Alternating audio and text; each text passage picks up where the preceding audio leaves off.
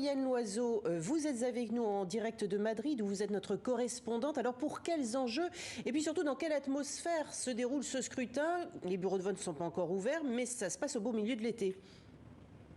Exactement, hein. Comme vous l'avez dit, les enjeux pour cette journée, dans les bureaux de vote, donc comme ici, les Espagnols vont devoir choisir à la fois leur parlement, mais aussi le futur chef du gouvernement de l'Espagne pour les 4 années à venir.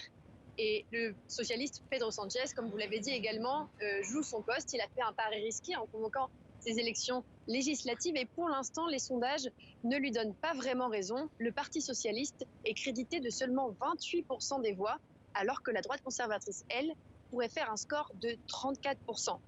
Autre enjeu, quel sera le score exact de la droite? Car pour l'instant, 34%, ce n'est pas la majorité absolue. Et si jamais elle gagne, elle devrait composer avec le parti d'extrême droite, Vox. Il ferait son entrée pour la première fois au gouvernement espagnol.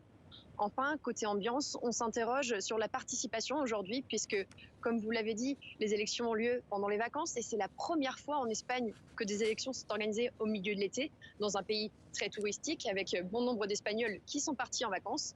Mais la plupart se sont organisés pour voter par courrier en amont du scrutin.